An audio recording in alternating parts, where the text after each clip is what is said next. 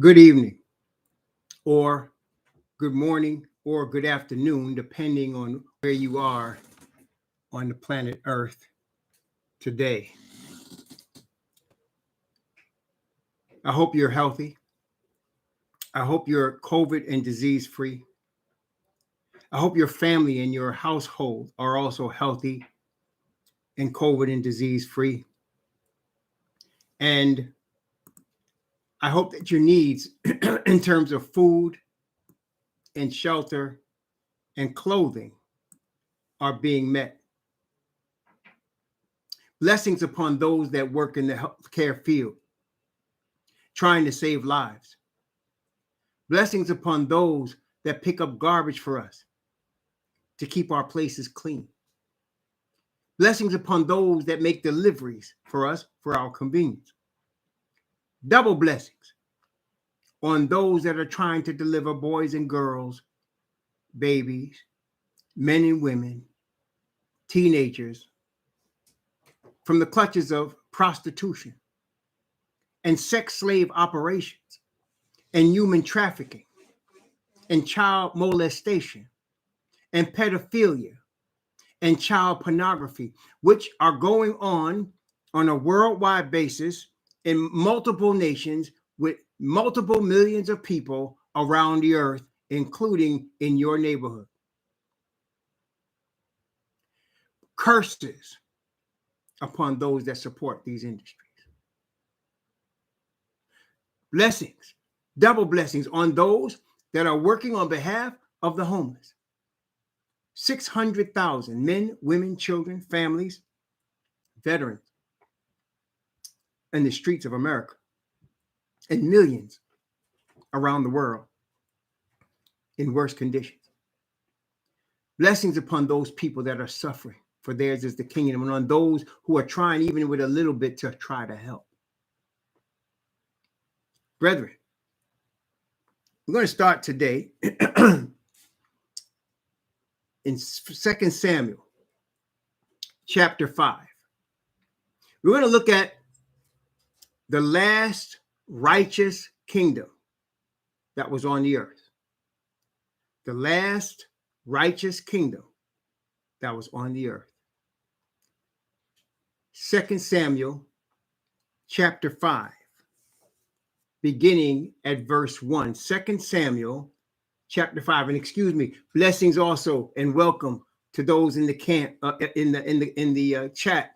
And again, blessings and welcome also to the 12 tribes of the children of Israel, and to all those that are not the bloodline but are grafted into the children of Israel through the Hebrew Messiah, Yahushua of the tribe of Judah, the Lion of the tribe of Judah. Welcome and blessings to all of you. So much going on today. I didn't even do my usual greeting, so please excuse me. But 2 Samuel chapter 5, beginning at verse 1. 2 Samuel chapter 5, beginning at verse 1. Then came all the tribes of Israel to David unto Hebron, and spake, saying, Behold, we are thy bone and thy flesh. Also in time past, when Saul was king over us, thou wast he that led us out and brought us in Israel. And Yahweh said to thee, Thou shalt feed my people Israel, and thou shalt be a captain over Israel. So all the elders of Israel came to the king to Hebron. And King David King David made league with them in Hebron before Yahweh. And they anointed David king over Israel. David was 30 years old when he began to reign, and he reigned 40 years. In Hebron, he reigned over Judah 7 years and 6 months.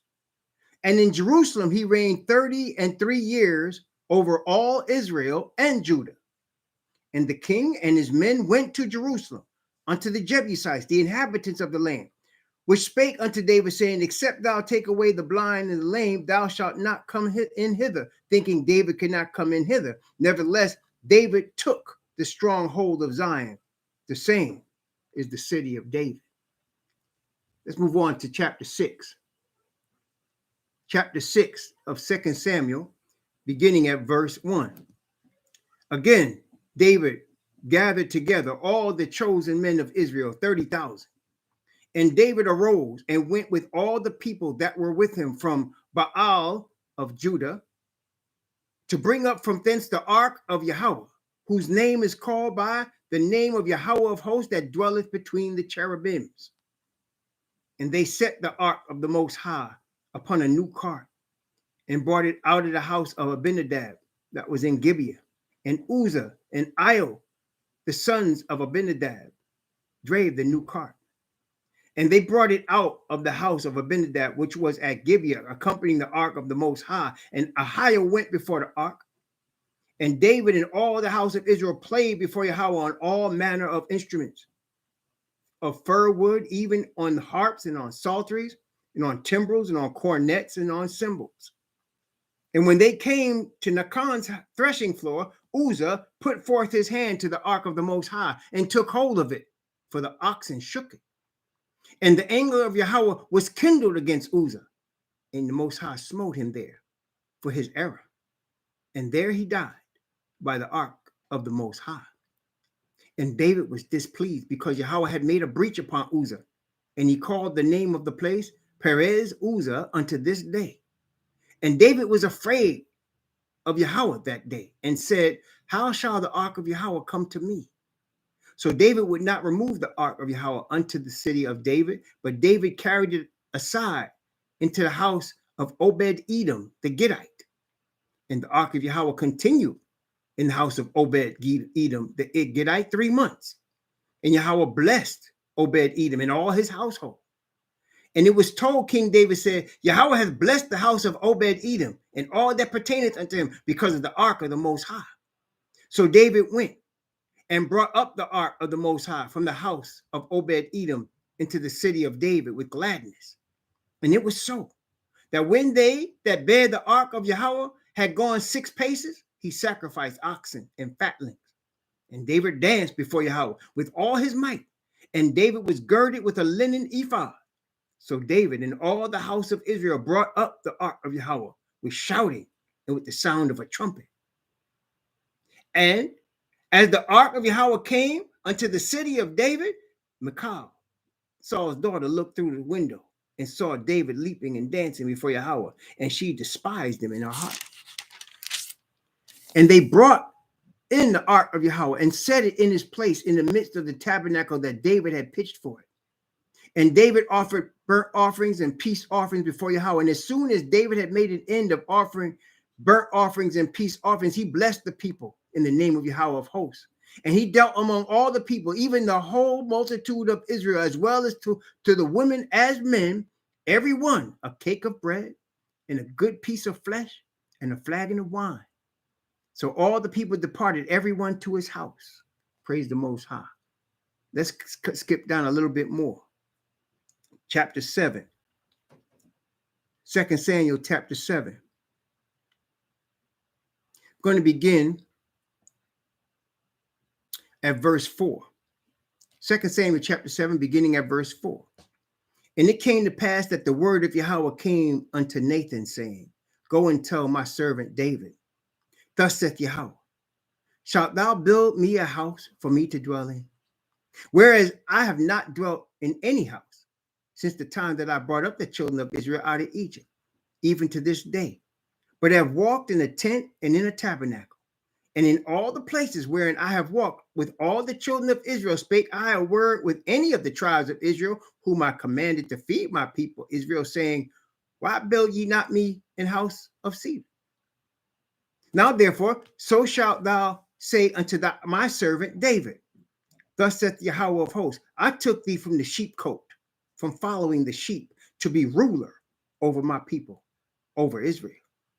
And I was with thee whithersoever thou wentest, and have cut off all thine enemies out of thy sight, and have made thee a great name, like unto the name of the great men that are in the earth.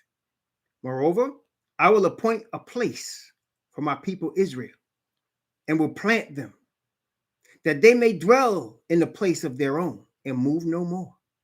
Neither shall the children of wickedness afflict them any more as aforetime. And as since the time that I commanded judges to be over my people Israel, and have caused thee to rest from all thy enemies, also Yahweh telleth thee that he will make thee a house. And when thy days be fulfilled, and thou shalt sleep with thy fathers, I will set up thy seed after thee, which shall proceed out of thy bowels, and I will establish his kingdom. He shall build an house for my name, and I will establish the throne of his kingdom forever. And I will be his father, and he shall be my son. If he commit iniquity, I will chasten him with the rod of men, and with the stripes of the children of men. But my mercy shall not depart away from him, as I took it away from Saul, whom I put away before thee. In thy house and thy kingdom shall be established forever before thee. Thy throne shall be established forever. According to all these words, according to all this vision, so did Nathan speak unto David.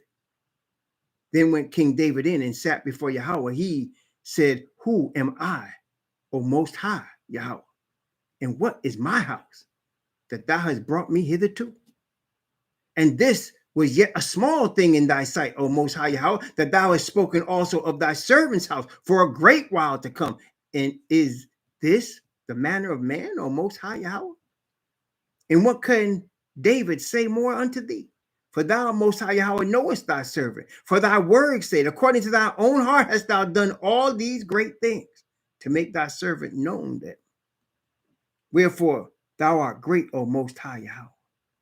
For there is none like thee, neither is there any God beside thee, according to all that we have heard with our ears. And what one nation in the earth is like thy people, even like Israel, whom the Most High went to redeem for a people to himself, and to make a name, and to do for you great things and terrible for thy land before thy people, which thou redeemest to thee from Egypt, from the nations and their gods. For thou hast confirmed to thyself thy people Israel to be a people unto thee forever. And thou, Yahweh, art become their Most High.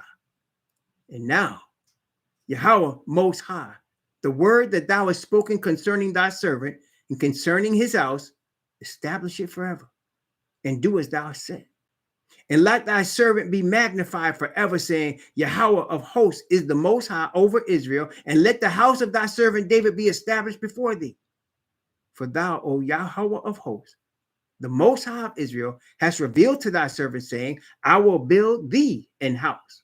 Therefore hath thy servant found in his heart to pray this prayer unto thee. And now, O Most High Yahweh, that thou art that Most High, and thy words be true. And thou hast promised this goodness unto thy servant. Therefore now let it please thee to bless the house of thy servant, that it may continue forever before thee. For thou, O Most High Yahweh, hast spoken it, and with thy blessing let the house of thy servant be blessed. This was the most righteous kingdom that ever dwelt on the earth. David had garrisons in all the countries around him. He had garrisons in Philistines' land, in the Syrians' land. He had garrisons in Moab and in Ammon and in Edom and in Egypt. He had garrisons in all of those places, and they all paid David. And nobody fought against David, because when they did, they got stomped. And Israel was the capital country of the world, the then known world.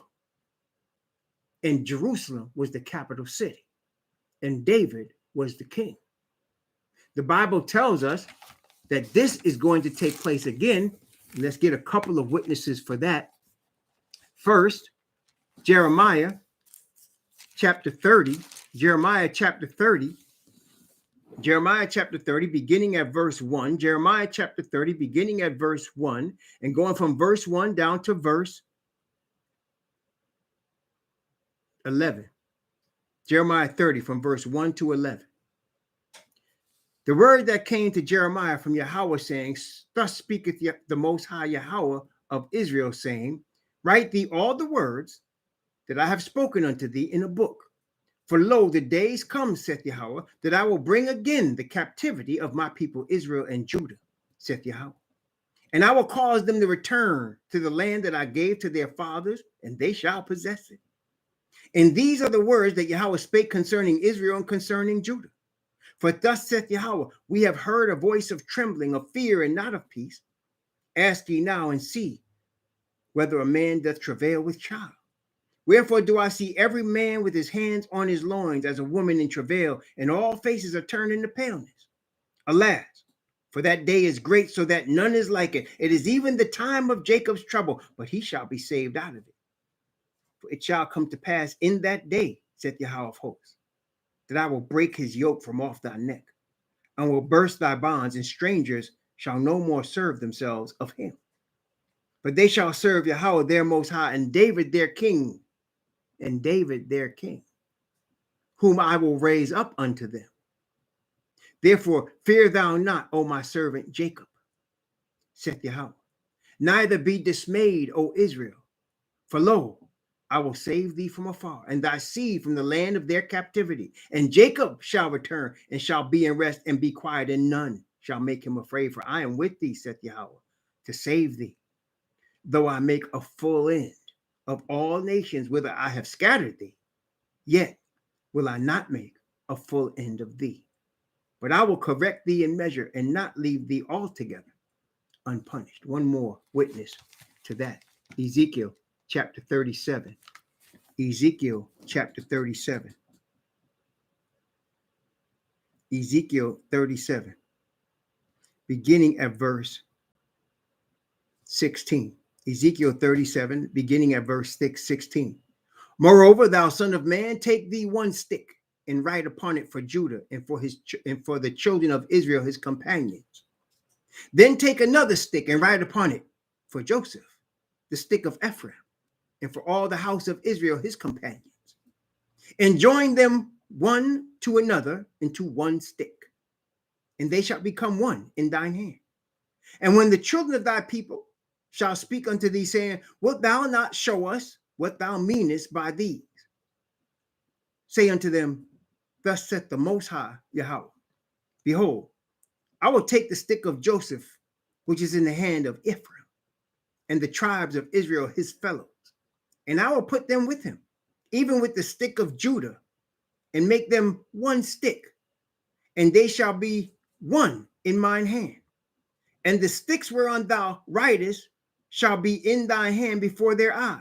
And say unto them, thus saith the Most High Yahweh, behold, I will take the children of Israel from among the heathen, whither they be gone, and I will gather them on every side, and bring them into their own land. And I will make them one nation in the land upon the mountains of Israel, and one king shall be king to them all. And they shall be no more two nations, neither shall they be divided into two kingdoms any more at all. Neither shall they defile themselves any more with their idols, nor with their detestable things, nor with any of their transgressions. But I will save them out of all their dwelling places wherein they have sinned, and I will cleanse them, so shall they be my people, and I will be their God. And David, my king, my servant, shall be king over them. And they all shall have one shepherd. They shall also walk in my judgments, and observe my statutes, and do them. They shall dwell in the land that I have given unto Jacob my servant, wherein your fathers have dwelt, and they shall dwell therein, even they and their children and their children's children forever. And my servant David shall be a prince forever, shall be their prince forever. Moreover, I will make a covenant of peace with them. It shall be an everlasting covenant with them, and I will place them and multiply them, and set my sanctuary in the midst of them forevermore. My tabernacle also shall be with them, and I will be their God, and they shall be my people. And the heathen shall know that I, Yahweh, do sanctify Israel, when my sanctuary shall be in the midst of them forevermore. The last righteous kingdom and the next righteous kingdom to come. But right now, in the between the last righteous kingdom and the next righteous kingdom to come is a dark, wicked, unrighteous empire. We are living in the dark and wicked and unrighteous empire right now. Today, on the news, in YouTube, it was on RT America. They reported that in the states of Virginia and Maryland and Kentucky and Ohio and West Virginia and Tennessee, that there is such poison, it's killing certain species of birds, including the blue jay, by the thousands. They said this poison that's killing the birds is destroying their internal organs. They say they're finding this thing now as far north as Massachusetts.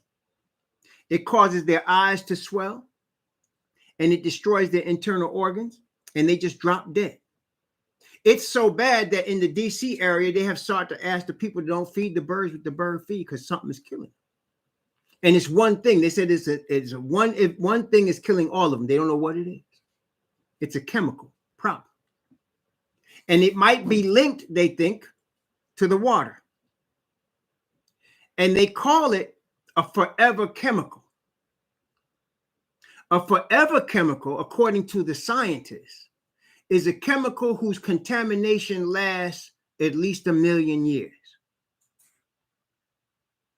It's already killing people in drinking water in different places.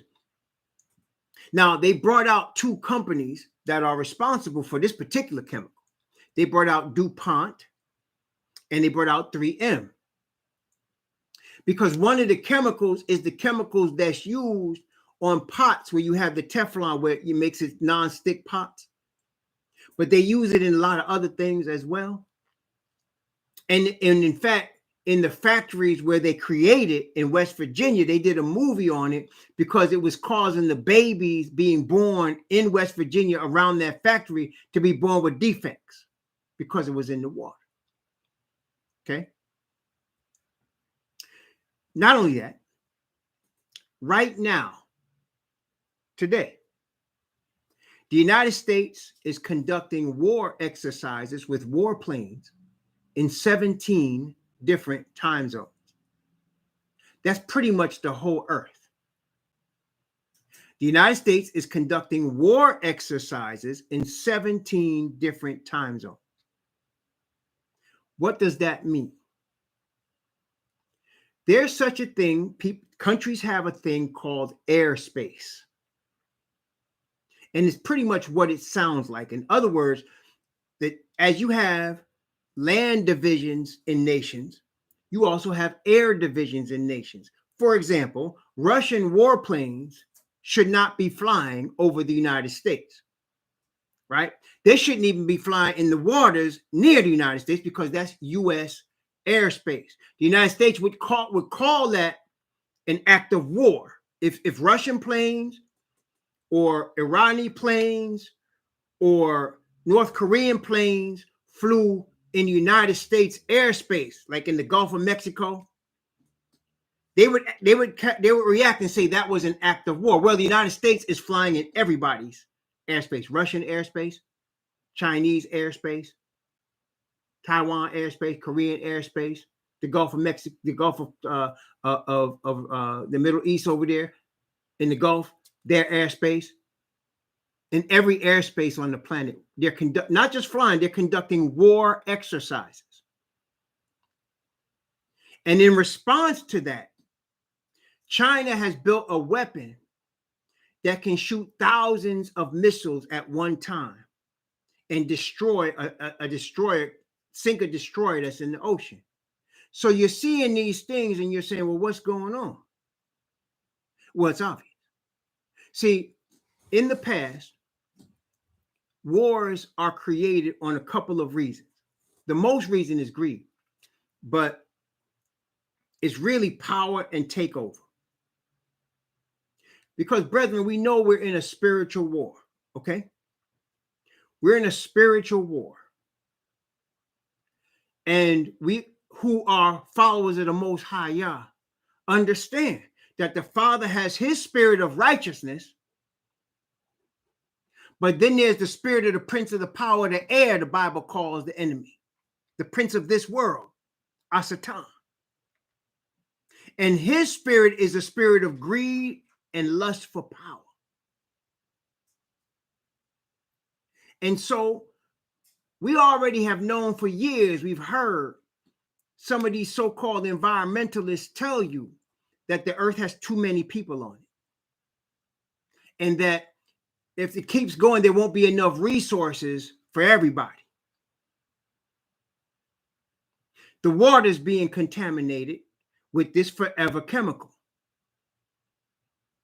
Just this year, millions of fish washed up in the shores of Texas, on the western shores of Texas, from some chemical in the Gulf of Mexico.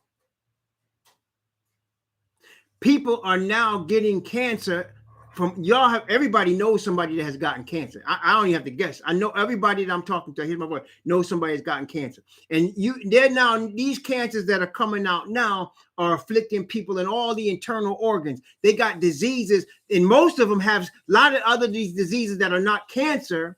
They're what they call autoimmune. They're affecting your immune system and your organs. They cause people's organs to shut down. That's what COVID is doing. That's what the bird flu did. And other diseases that have come out in the past, made in laboratories. It affects your autoimmune system. AIDS came out like that. Causes it to break down. Okay? And because of this war of the spirit that people don't even realize what's going on, if it was left up to Asatan in his lust for greed and power, the earth would be destroyed. That's why Messiah says in Matthew 24,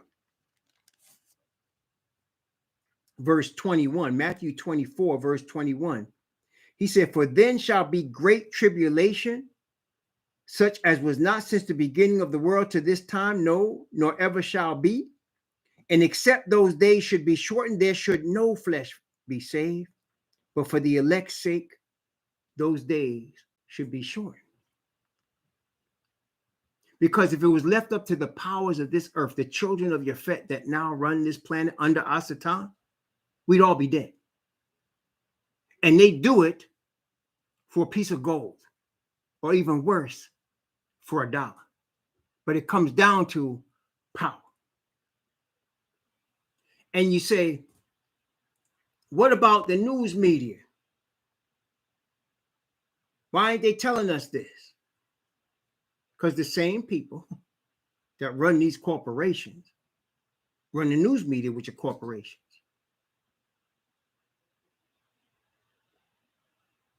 And so, brethren, the truth is, the only protection we have is the Spirit of the Most High. That's the only protection we have. Let's look at Mark. You can become a vegan. You can move to the country. You can grow your own food. It won't save you from the things that are coming upon this earth. It won't save you. Only the Most High can protect you. In Mark chapter 15,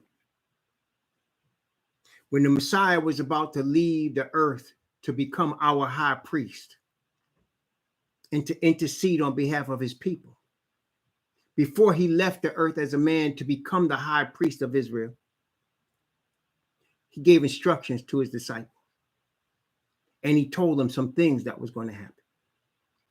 Mark chapter 16, beginning at verse 15. Mark 16, beginning at verse 15.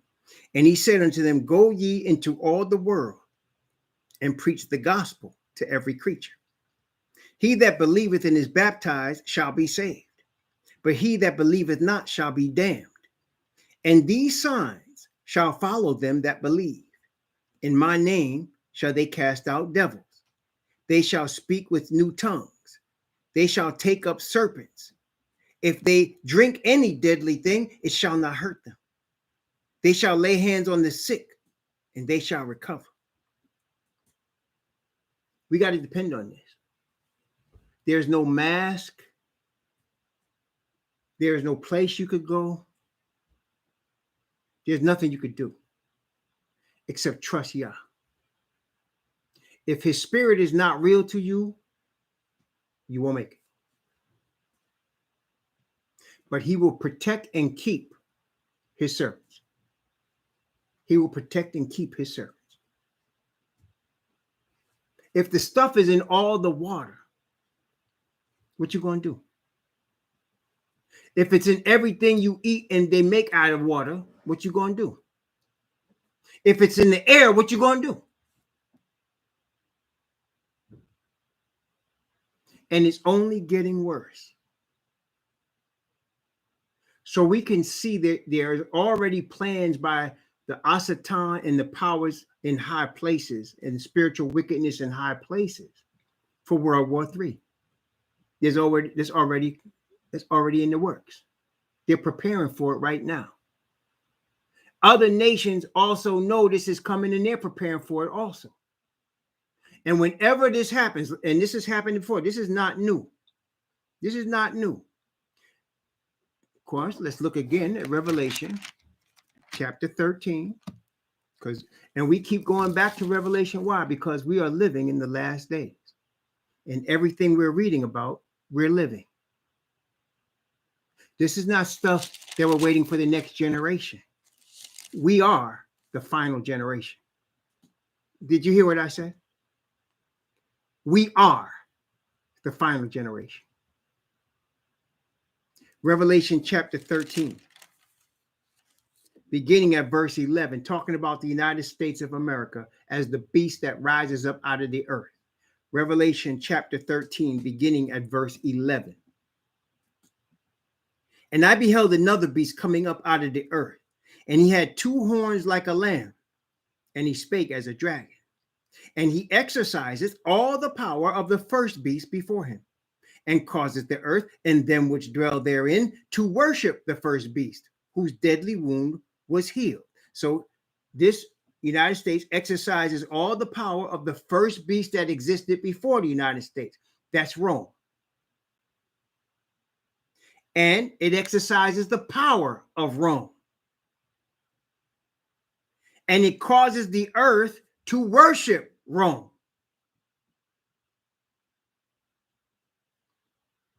Verse 13. And he doth great wonders, so that he maketh fire come down from heaven on the earth in the sight of men. Let's talk about a very prominent way this happened that y'all will understand. In World War II, the United States was involved in a two-front war. What do I mean by a two-front war? They were fighting the war toward the west, and they were fighting the war toward the east. They were in the west fighting against Germany and Italy. Those were the Axis powers.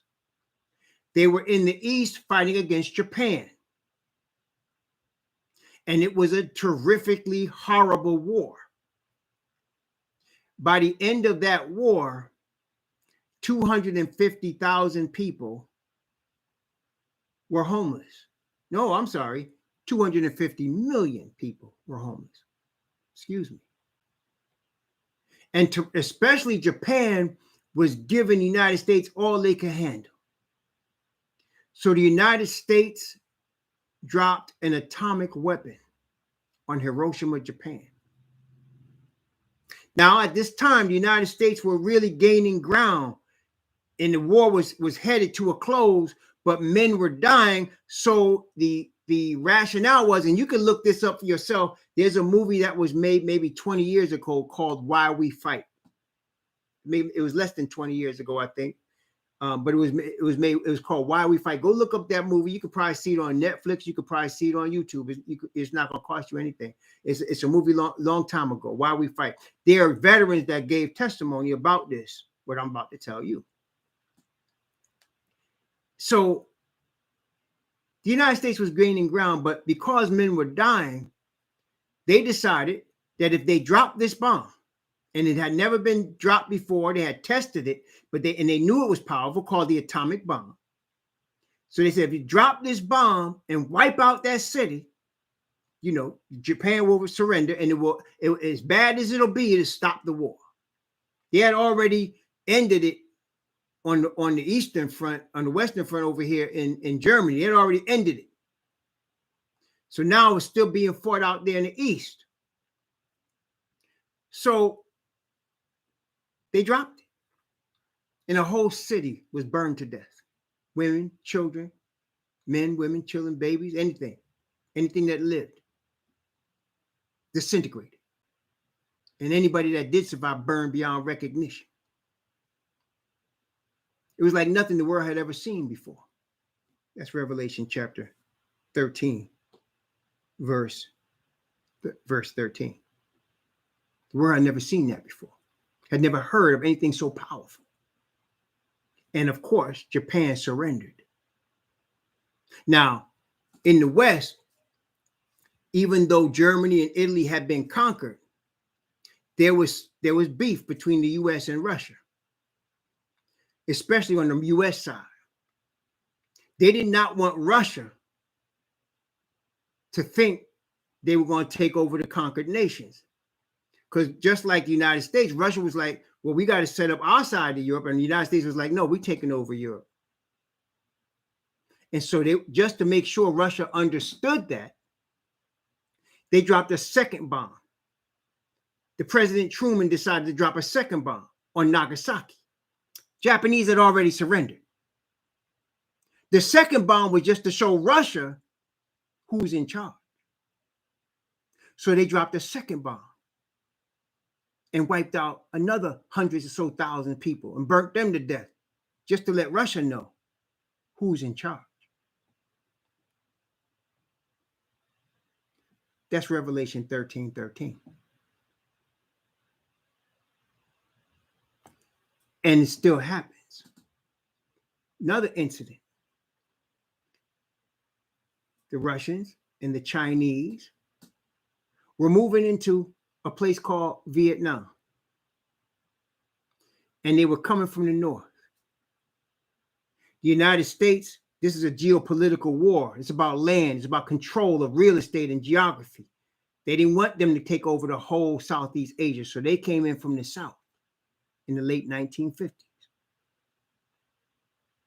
They had just about had it under control. It was under control. And then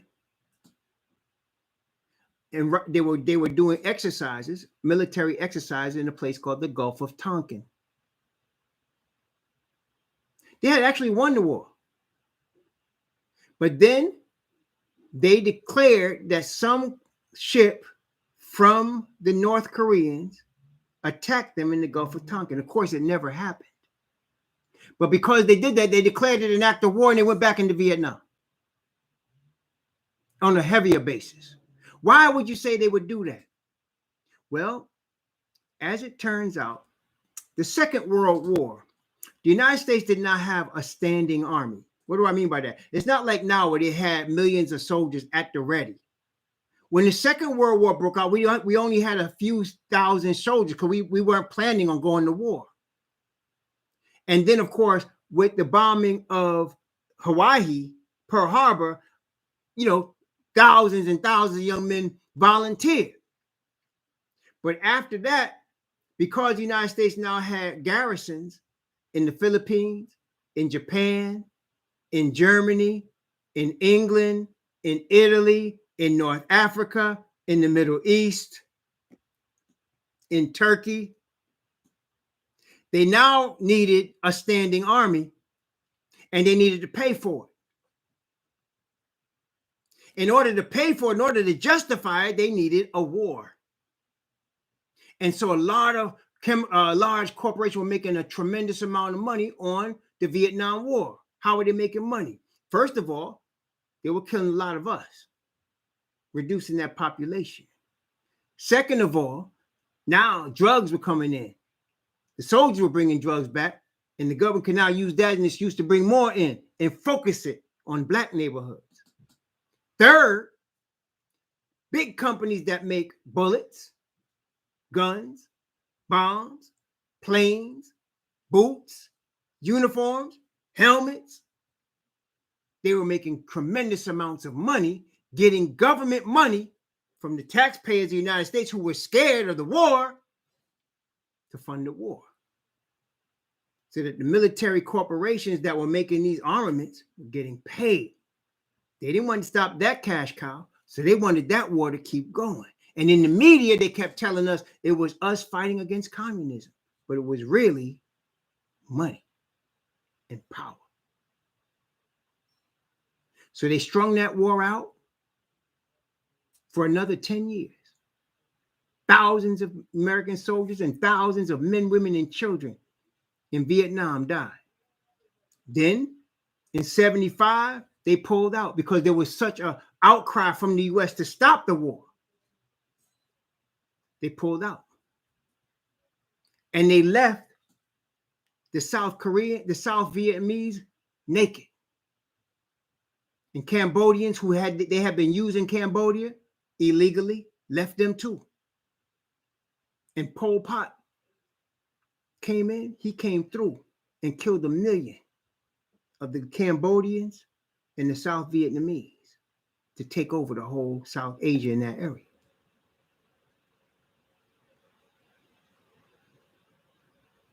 That's an example. It's happened multiple times around the earth since. It's getting ready to happen again. Except those days should be shortened, Messiah said. There should be no flesh saved. Brethren, while all this is going on, we talked about last week, I can't remember if it was last weekend or maybe it was the week before, but we talked about the sign that nobody wants to receive. The sign, and we talked about this, is the sealing of the 144,000. And the 144,000 are going to come from among the so-called black people, the so-called people of color. That's where the awakening is beginning and taking place. From the people that was of the Indian tribes, from the people that was of the tribes that came from West Africa, the tribes that came from Israel 500 or 600 years before the scattering of Judah, which are all over the earth. That awakening has begun. That is the sign. And what you are seeing is the reaction to that sign. And I'm telling you, as simple as it sounds, the Father Yah's Spirit and his word is our protection. There is such a thing as angels. They do exist. They are not seen by human eyes because they dwell in dimensions that we cannot see. They dwell in dimensions we cannot see. Sometimes they dwell in human form among us. You have evil ones and you have good ones. The good ones, of course, are here for one purpose. They're only here for one purpose: to protect Yah's servants. That's the only reason they're here. They're not here for nobody else. They're here to protect Yah's servants. The evil ones, they are here to push the agenda of their master, Satan, for power, to bring the whole earth under subjection. And if not under subjection, to destroy it. But Yah will not allow him to do that because it's not his to destroy. And Yah, as we have just read, he will bring his people out of it. And he will save them from it. But we have to be under his protection. He that dwelleth in the secret place of the Most High shall abide under the shadow of the Almighty. I will say of Yahweh, he is my refuge and my fortress, my Most High, in him will I trust. Surely he shall deliver thee from the snare of the fowler and from the noisome pestilence. He shall cover thee with his feathers, and under his wings shalt thou trust. His truth shall be thy shield and buckler. Brethren, we talk about this many times. The earth as it now exists is founded on lies. Everything you're seeing is a lie. What I just told you, you didn't know nothing about, did you? You didn't know they were doing war exercises in 17 different time zones. You didn't know that there's a forever chemical in the water that takes 1 million years to clean out and is killing all of us. And it's killing the birds. The birds is like the canary in the coal mine. You know what that is, the canary in the coal mine? And when coal miners would go deep into the earth to get coal, like in West Virginia, they bring a canary with them. Because if the gases from the earth were to come out of the earth, it would kill all the men there. So they would use the canary as a sign, because if they killed the canary, if it killed that bird first, they knew they was next and they'd get out. Well, the birds that was in Virginia and DC and Maryland and Ohio and Kentucky and Pennsylvania and Tennessee and now all the way up into Massachusetts, that's the canary in the coal mine. It's killing them. We next. And I'm not telling you this to scare you. I'm telling you this for you to wake up. Listen, not everybody's going to wake up. Only the remnant going to wake up. Because the remnant hear the voice of the shepherd. The Bible tells us in Hebrews chapter 1. Hebrews chapter 1, beginning at verse 1.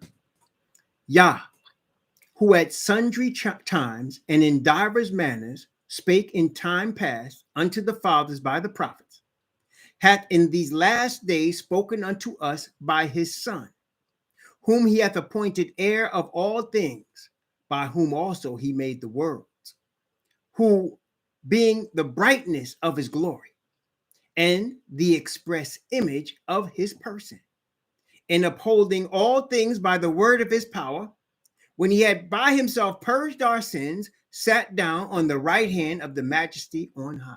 That is the Messiah. So as we read in the Deuteronomy, and the Most High spoke to our fathers, the Israelite people, through Moses. And as we read in Jeremiah, and the Most High talked to Israel, his people, through the prophet Jeremiah. In these last days, he's speaking to Israel through his Son, the shepherd. He is one shepherd. He is the Messiah. And he sends us Father's Spirit to warn us, to tell us, to show us what's coming.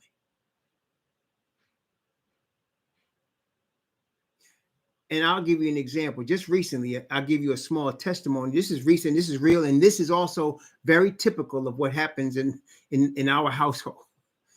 I had a dream. My wife also had a dream. In my wife's dream, she had a dream where I was telling her I was leaving her for a younger woman. And the younger woman was somebody she worked with. Now, I've never been to my wife's job, but she knows the woman. I don't know the woman. And she said, in the dream, I was telling my wife that I'm leaving you for this woman. And she said, in the dream, although I could see it hurt her, it wasn't going to stop me from doing it. And she was hurt and disappointed. Now, then I had a dream. And in my dream, I came to my wife's office and we were sitting down to have lunch in a conference room in her office.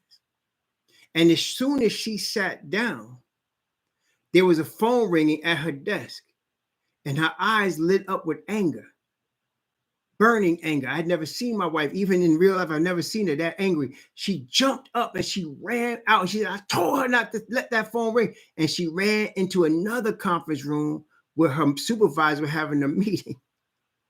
And in the dream, I heard her I saw her go into the conference room, and I heard the chairs rattling and desks flying, and she dragged her boss out. First, she was yelling as she went to the conference room. And I thought to myself, oh, she done lost the job. And then she came out, she was dragging the woman out and smacking her in the back of the head. And the woman was trying to crawl to get away. And I said, Mommy, I was yelling, Mommy, because I call her Mommy. I said, Mommy. And I went to stop her, and then she stopped, and that was the dream. So from that dream, we knew what it meant because we had gotten dreams similar in the past. It meant that somebody was going to betray her at her job. I was a symbol of the betrayal. Somebody was going to betray her at her job and make her angry and hurt. And she was going to be mad enough to want to do what I saw in my dream. So now, and we also knew where it was coming from, because we knew the person that it was. The Most High showed us. And why did he do that? Because he's given us beforehand to be prepared so that when it happens, we're not surprised. This is not the first or the second or the third or the fourth or the fifth time he's done that. He's done stuff like this for us our whole 36 years, now going on 37 years of marriage. He's doing that a lot. We're so used to it. We know what the dreams mean. We know what's going on. And so he shows us these things. He does it all the time. And so this is the type of thing, what I'm saying to you is he will guide you and protect you, because I'm always asking him, guide my steps. Guide my steps and bring me into obedience to your covenant. Forgive me of my sins. Cover me in your righteousness. I'm always asking him that. And he's faithful. He's faithful to answer. I suggest y'all do the same. I suggest you do that. That's the only protection we're going to have. And that's why I'm not scared of the water, of the air. I'm not scared of any of it. I'm not trying to be arrogant, but I'm saying, on the one hand, if I die, I'm in the Most High's hands. On the other, he can protect me. Now, I'm not saying I do, like the Most High said, do not tempt him. So I try to keep myself as clean as possible, eat as clean as possible, drink as clean as possible. But it doesn't worry me. I just do that because I don't want to be presumptuous. I don't want to tempt him. Thou shalt not tempt the Most High. That's what the Bible says. So don't just jump off the building and expect him to catch you. But I know he's protecting me. And if he chooses to let me die, I'm not worried. I suggest you reach out to him like that, because it's the only protection we have. Again, the devil is using the children of Yafet who are running this planet, DuPont, 3M, Monsanto. They run from the children of Yafet are running it. CBS, NBC, ABC, ESPN, CNN, MSNBC, the children of Yafet running that. And the devil's using them to come from all angles. The other day, you all know, the Haitian president was assassinated. Today, they had his wife on CNN. Now, CNN is a CI-run operation, right? I mean, I'm not giving you no news, no pun intended by telling you that. CNN is run by the government. They make it sound like it's a private enterprise, but they control that. They control all of them outlets. So, they had the wife on there, and they asked her what happened. They said, "Can you describe for us?" And she was in a sling because her arm got shot up. And they asked her what happened. She said, "We was in our house," and she said, "Men came in." She said the man that came in, they said they were looking for something. And they were saying, "Where is it?" And they didn't even ask the president or the wife. They didn't even ask. They looked all through the house for something. And then somebody said, "I found it." She said she didn't know what it was, but they found it. When they found it, she said when the leader came into their room where they were being held, and he got on the phone and he asked for a description, and they were describing the husband. They said, "This is what he looks like. This is him." And when he got the phone, he shot up the husband because that was the man they were looking for. They shot him up, and then they shot the wife. She ran, but they shot her, but she lived. And then they took off. And she said when the police came, the thought that came through her head, she said she couldn't get this thought out of her head. She said, "We have guards all over the palace. Guards in the house, guard outside, cameras. They had the protection." She said, "For this to happen, everybody must have been down." That was in her head.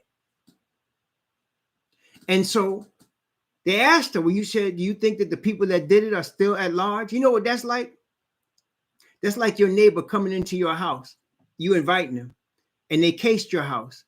Then they sent somebody in to steal from you, right? Then they came back and said, "Oh man, somebody got in. Did you catch him?" That's what that's like. Because CNN said, "Do you think they caught the people?" And the people that pay CNN are the same people that killed them. They said, "Did they catch him?" She said, no, they didn't catch him. They said, but they arrested all of these people. She said, that's not who did. They said those people were paid by somebody. Whoever was on the phone giving that man the instructions, those are the ones that are still out there. I haven't looked yet, but I just need to find out what are the resources on Hispaniola. You know, Hispaniola is the island where Haiti and the Dominican Republic sit. That's the island called Hispaniola. So I want to know what the resources are, because there's a reason they want to take this over, aside from the fact they still spanking Haiti for kicking the French off their land in the early 1800s. But there's a reason they doing all this. And again, what this is called is regime change. Regime change. The same powers of Revelation 13 are doing it. And they're being constructed by the same people. The Bible shows us everything. We don't have to guess. We already know. The Bible shows us. It also shows us why. And it also shows us, like I said, how we are going to get out of it. How we're going to escape. We need the protection of the Father. We need his righteousness. We don't need to talk to Allah. We don't need to talk to Lord or God or white Jesus. We need Yah. His name is Yahweh, and his people know his name. It's not Yahweh, it's Yah. And his son's name, Yahweh Shai. That's their name. We need to know that. We need to know who he is, the Lion of the tribe of Judah, because it's through him the Father speaks to us. Messiah sends us his Father's Spirit, the revelation of Jesus Christ, or Yahweh Shai Messiah, that Yah gave unto him to show unto his servants things that must shortly come to pass. And he sent and signified it by his angel unto his servant. They're poisoning the air and the water and the food. If they can't poison you, they're going to bomb you. Or they're going to send you drugs, opioids, heroin, crack, name it, to kill you. They're causing people to lose their minds so that they run around killing people. Have you noticed? I want to ask you a question. Now, pay attention now. Prior to this, the killing of, let's say, George Floyd and Ahmaud Arbery, right? Breonna Taylor, right? These were the last of them, but we know there's been, thousands and thousands more, right? I mean, for every George Floyd or Breonna Taylor or Ahmaud Arbery, that we see on a video, there's 200,000, 300,000, 400,000 others that we don't know nothing about because it wasn't videotaped. But when these things started happening and people started talking about defund the police, have you noticed that since then the gun violence has escalated? In all the major cities, the gun violence has escalated since then. Why? They're trying to send a message. They want to beg you to let them police come back and bring it back to the status quo. Let's kill brothers in the streets and let everybody else be safe. And it's going to come back. That's what they're doing. It's a plan. I mean, if you watch it, you step back and see it, it's very clear. Because, okay, when David Dinkins was president, was mayor of New York City in the late 80s, they had the crack epidemic. They had all kind of problems. And they blamed Dinkins, right? Then when Giuliani became mayor, all of it was shut down. All the streets became safe. It became so safe in New York that they started gentrifying. And they did the same thing in Washington, D.C., in Philly, in Boston, in L.A., in Chicago. It was such a thing that they started calling it gentrification. Everybody's seen it happening. It was so safe that the sons of Yafet was feeling very safe standing in places in New York that I was like, dang, you can't be out there at that time, but they could because it was safe. When I was coming up, you ain't hardly see no sons of Yafet in Harlem. You just didn't see it. You might have seen it on a Saturday during the day when they used to be out in the street. Some of y'all remember they'd be out on 125th Street. Everybody used to sell stuff on 125th Street. I ain't been there in a minute, so I don't know if they still do it. But they used to be everybody, anything you wanted to buy was on 125th Street, right there on the street corner. And you see them out there then buying art, buying this, buying that. But when the sun set, it was out. But then, a few years ago, my wife and I went back there for our anniversary. Went back to the old place, man. Went to 125th. It was completely changed. People that we wouldn't even know that was living there. All kind of young Caucasian people was there. And we was like, whoa. And the place was expensive. And little stores was all gone. There used to be all of these little corner stores, little pizza places. You could eat the pizza right off the, they give it out to you right there on the street right there. It was all that was gone. And they had CVS and they had Chase Manhattan Bank. We was like, yo, they had Whole Foods, y'all. I was like, oh, shoot. My wife and I were shocked. But now, since this whole defund the police thing came, it's getting back to where it was before. People getting shot everywhere. And in New York, and in DC, and in LA, and in Atlanta, and in Houston, and in Chicago, it could pop off any place, at any time, for any reason. Right? Y'all seeing that, right? It could pop off any place, at any time, for any reason. The other day, Annapolis, Maryland, where they have the Naval Academy. There's some rich people in Annapolis, Maryland. That's a high, that's a high society. That's an affluent. They got an affluent area over there in Annapolis, Maryland. So the woman, you heard about the woman, the woman and her husband, they were coming up to Annapolis with their 18-year-old boy because he had got into the Naval Academy, and they were driving him because he was coming to the orientation. It was just like a month ago or so, coming into orientation, and they dropped him off, and they decided to have lunch or dinner at a restaurant, an outdoor situation, and there was a drive-by shooting. Killed her. It wasn't aimed for her. She caught a stray bullet, and it killed her. Now, they caught the people that did it, but this is what's going on now. So it could pop off any place, anytime, for any reason. It could be somebody bumping somebody's car in the street, somebody driving too slow, somebody driving too fast. It could be anything.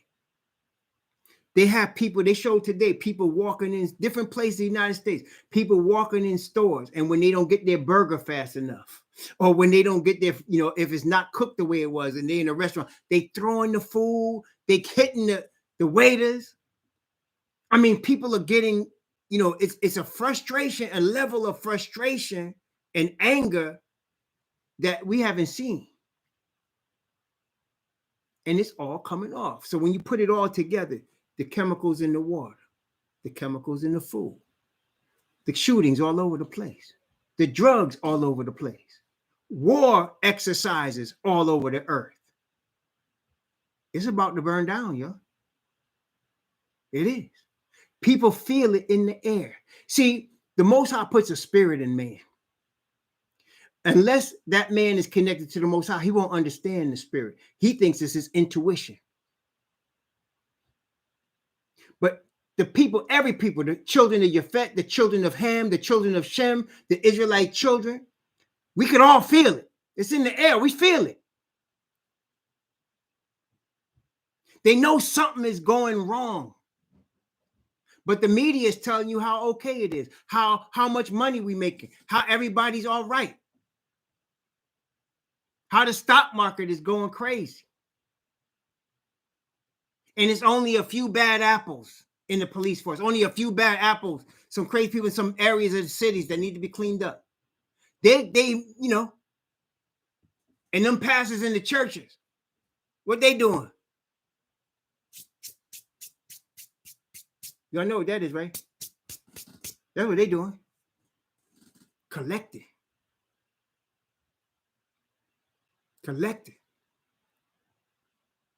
In the last 2 years, the U.S. Treasury has printed more money at the behest of the Federal Reserve than in the last 100 years combined.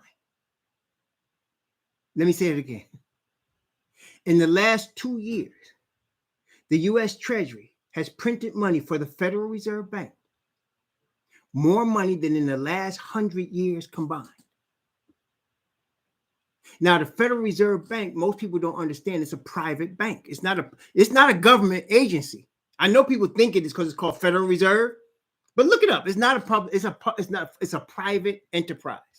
It's like Chase Manhattan or Citibank or any other bank or bank. It's a private bank set up in 1913 with Woodrow Wilson, the most racist president we've ever had, and it was set up by him and a small group of Ashkenazis set it up.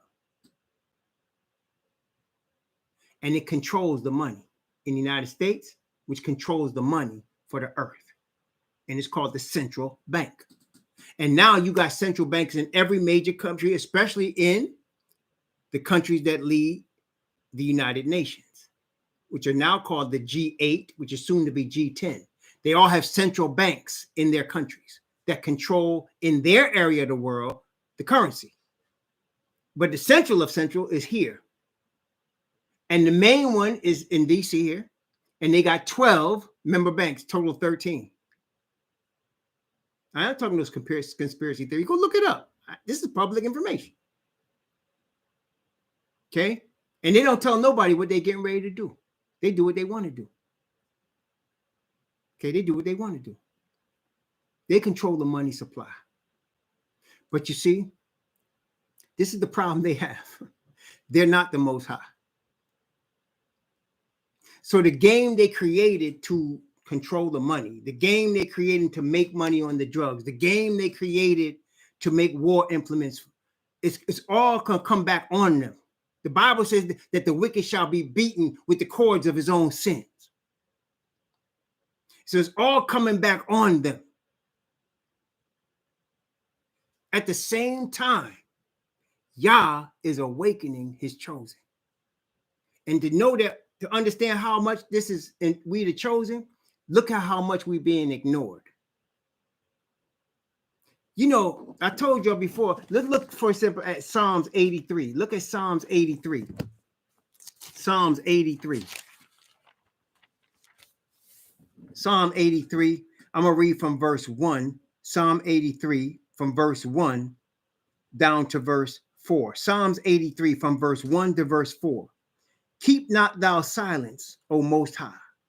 Hold not thy peace and be not still, O Most High. For lo, thy enemies make a tumult, and they that hate thee have lifted up the head.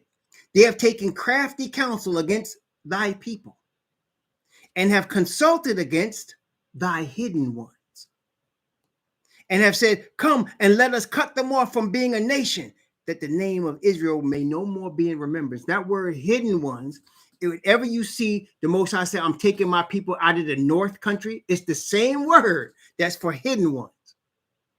Because we are scattered among the heathen. As the Bible says, we scattered among the heathen. And so we're hidden. So that's why when something is happening among us, they don't care about it unless it's affecting their money.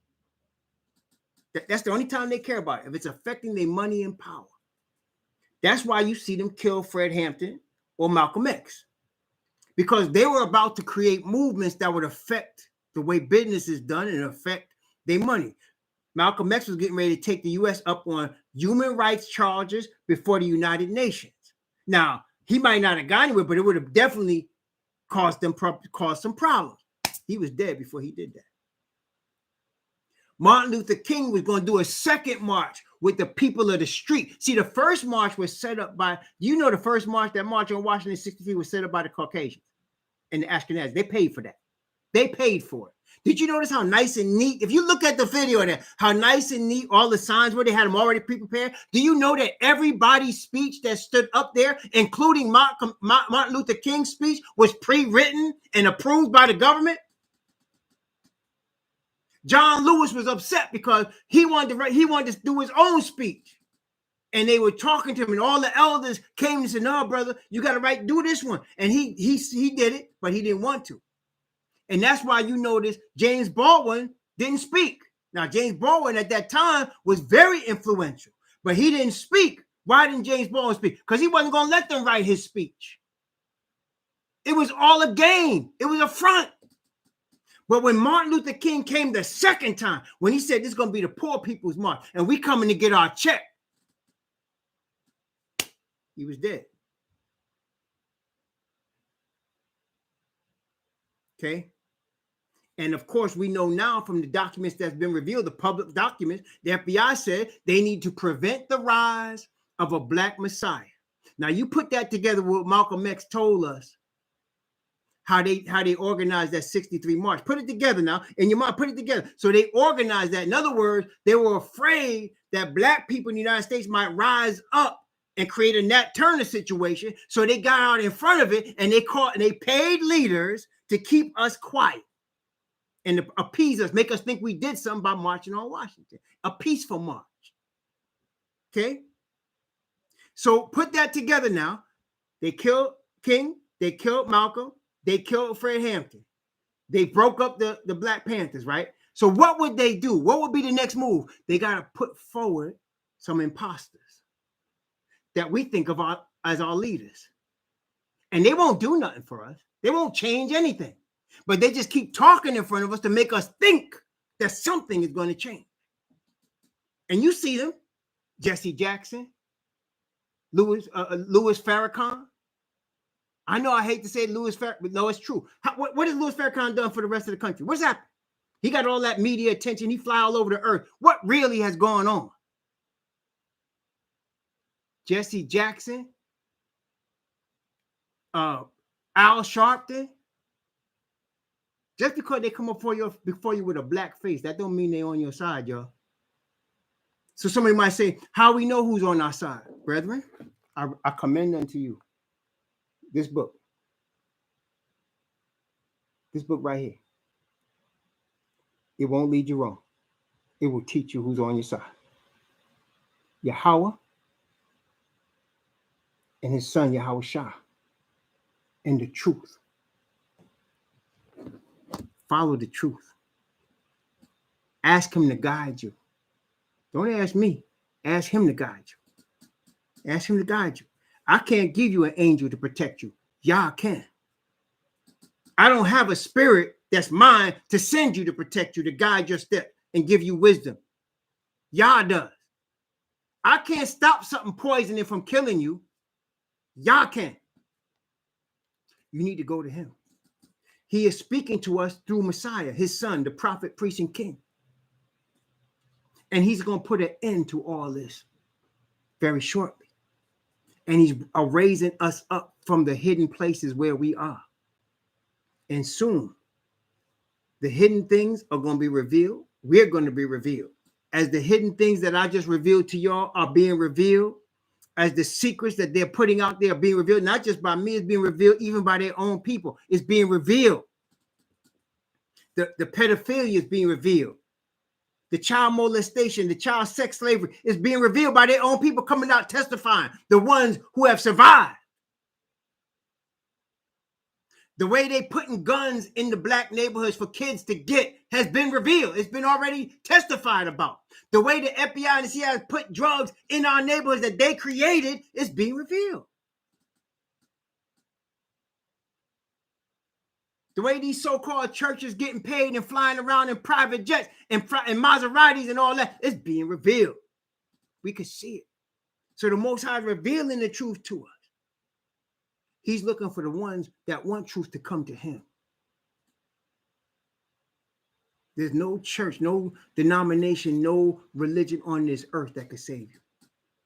There's no such thing as white Jesus. He doesn't even exist. So we say, well, there's a Jesus Christ in the Bible. That's right. Because the Catholics wrote that name because they don't know his name. They don't know his real name. That's why they call him the Most High Lord and God. And you know why they won't know his name? Because the name was going to be revealed to the hidden ones. And the hidden ones proclaimed the name. And now we know it. Yahweh and Yahweh Shah. Some people say, well, what about Ahaya? Ahaya is the same, believe it or not, as Yahweh. It's the same thing. Let me explain to you. Ahaya means I exist. The Most High told Moses, go tell him I am, which means go tell him I exist. That's my name. I exist. That's Ahaya. Then later he explained to Moses, your fathers knew me by the name Al Shaddai, which is Yah Almighty. He said, they knew me by that name. He said, but by my real name, by my name, Yahweh, in the Bible says Jehovah, but it's really Yahweh. They didn't know me. What does Yahweh mean? Well, Ahaya is I exist. That's Yah talking to Moses in the first person. I exist. Yahweh means Yah exists. It's Yah talking to Moses in the third person. Yah, my name, Yah exists. That's why the Bible says in Hebrews chapter 11, which they call the faith chapter, he that cometh to Yah, and it's in the book of Hebrews, no coincidence, written to the Hebrew. He that cometh to Yah must believe what? That he is, or that he exists. He that cometh to Yah must believe that he is, and that he's a rewarder of them that diligently seek them, that he exists. Like he told Moses, Ahaya, I exist. Or Yahweh, Yah exists. And then his son, Yah exists to save. Yahweh Shai. Yah exists to save or to deliver. Okay? So that's why you're not going to see it. And so they created this Jesus Christ as a Caucasian man from Europe who doesn't exist, who is so soft and feminine and flowery. And they did that to disarm us. Malcolm wasn't wrong. He didn't quite understand everything yet because it wasn't his time. It was for our time. But he didn't quite understand. But he knew that turn the other cheek didn't mean let them come beat us up and sick dogs on us. He knew that. And it wasn't. When he was telling us to turn the other cheek, brethren, he was talking about us dealing with each other. See, what most people don't understand is all four gospels was Messiah talking to Hebrews. He wasn't talking to Gentiles. He was talking to Hebrew. The only time he talked to Gentiles when he said, I came not but for the lost sheep of the house of Israel. All of those words were for Israelites. And then through the Israelites to others that will become brethren with the Israelites from the other nations, the grafted in. Okay? So he was telling us to love each other as brethren. And Malcolm really didn't understand that. So he's like, I don't believe in turn the other cheek, you know. But he didn't have the knowledge we have now. Because knowledge is progressive. Most High gives it to us as we need it, as we get closer to the end. And we're here. Like I said, I'm not joking. I'm not exaggerating. We are the last generation of this system. We're the last generation. The ones that you're seeing now, these same people, the older ones going to die off, but you're going to see some of them try to attack the city and try to attack Messiah when he returns. And they're going to be destroyed.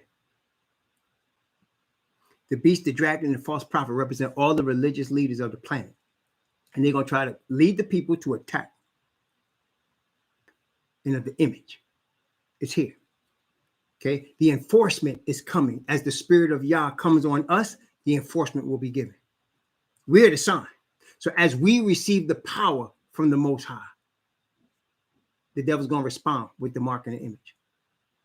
It's already in place. The Most High just hasn't let it go. And that's why we said Revelation, last scripture tonight is Revelation chapter 7, which we are familiar with. But you can see in Revelation 7 the dynamic that's going on right now. Revelation chapter 7.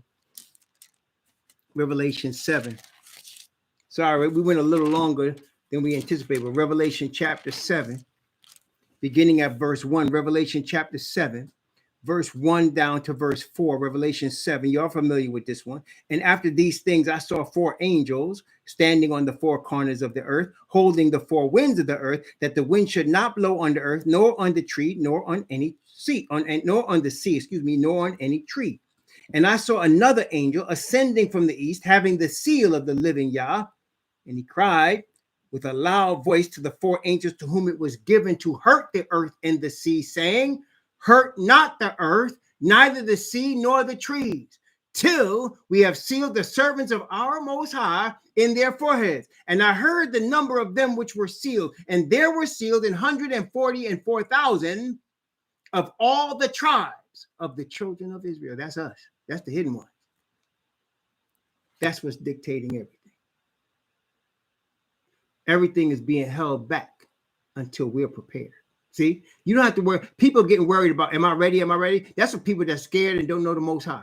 If you know the Most High, you will understand. He is getting you prepared. It's not for you to prepare yourself. It's for you to allow him to prepare you, because he will do it. It's his school. He's the teacher.